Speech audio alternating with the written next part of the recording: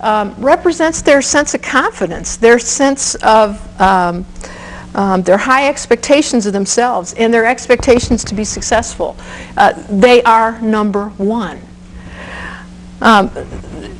Students said that north arrow up at the top, that compass, represents their sense of direction and perhaps their sense of confidence in the future, that optimism that they seem to have. One student said they thought it might be about students having a compass that guides them, you know, and sort of their values and their principles, even as young college students. We have the squiggly lines along the side there, that sort of, and then we have straight lines along the other side of the drawing. My students said the squiggly lines are for those students that take sort of that indirect path to get to where they're going. They might be the one that changes majors 4 or 5 times, or maybe it takes them 5 or 6 years, or maybe they're the stop out that comes back. But in fact, that's that student that sort of meanders along the way to find their way to their future. And the straight lines are those that come in with a purpose. I'm going to go to med school. I'm going to go to grad school. I'm going to graduate and take over the family business. I'm engaged and I'm going to marry my high school sweetheart. But they have a very direct goal to their future. I was told that the spoon, if you can see this line, that's a spoon. I was told that the spoon represents the sense of entitlement that we see in some of our students. Others said it reminds them that our students have been coddled or taken care of or privileged. Somebody in my class said, well, Dr. Scoggs, if this were a color painting, that spoon would have been silver. The corkscrew at the bottom of the page represents the stresses in their lives. You know, they're wound tight. And the kind of pressure that they feel, both probably that's self-imposed and perhaps imposed by others. And of course there is that bottle of beer there that's quite prominent, and we call that the drug or the beverage of choice, however you see that. And you know, there's even a helicopter in that drawing, and we all know who that is. That represents the helicopter parents, and we call them kamikaze parents now because they do sort of just fly in and strafe you and then fly out again. You know what I'm talking about. I must give credit to my graduate student Jessica Starkey. She was the artist for this particular drawing, and her classmates who helped her and contributed to this portrait. And so this is kind of who our students are, or maybe it describes them a little bit. But you know, we know what they're like. But then, on my campus, we asked them what they expected. And more specifically, we said to our students, what do you expect from faculty in classes? And we had what we called a faculty expectations workshop, and we invited faculty and students to meet together. And we sat them in a room a little bit bigger than this in round tables with students and faculty sitting at the same table. And we said to them, we want you all to talk among yourselves and tell each other what you expect from each other. And so the expectations that we got, well, our faculty said to students, we expect you to come to class prepared.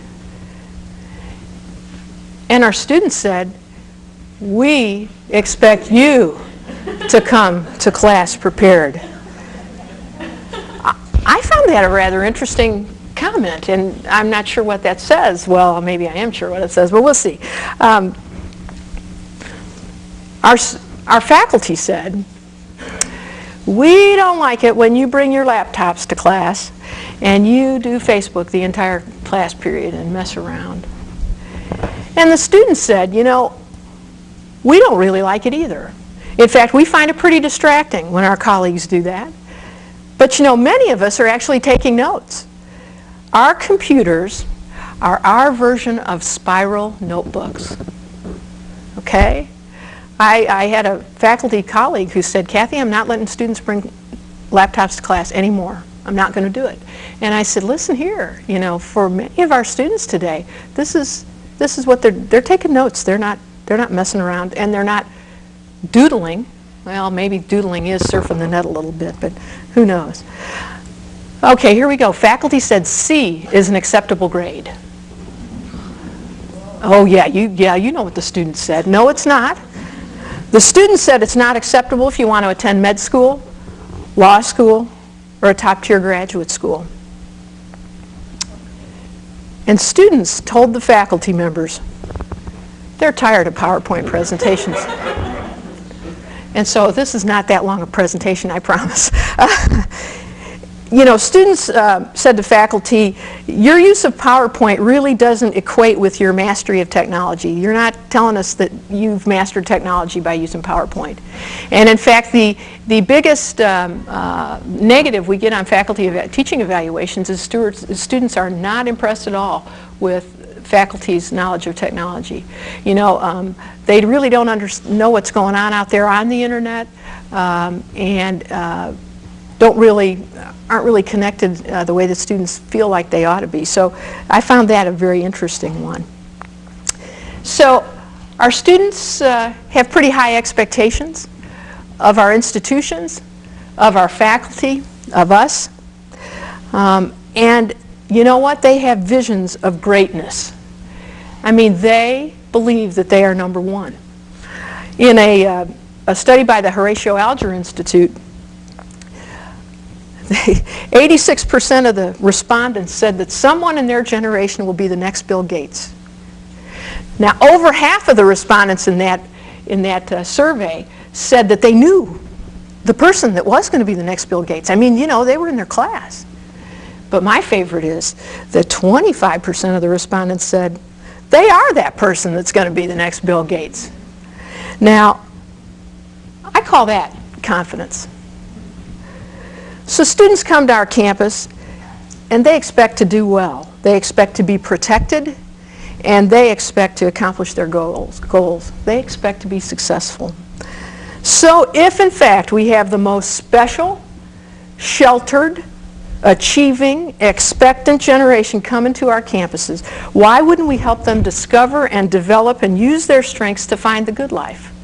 I mean, it seems to me that this whole concept of positive psychology fits right in with this generation that we have on our campuses and with this group of students we're working with. An ed psych faculty said to me this was a number of years ago, he said, you know, he was really hyped up about positive psychology, and he said, you know, our students have been told all their lives what they can't do. You know, what would happen if we emphasized what they do well?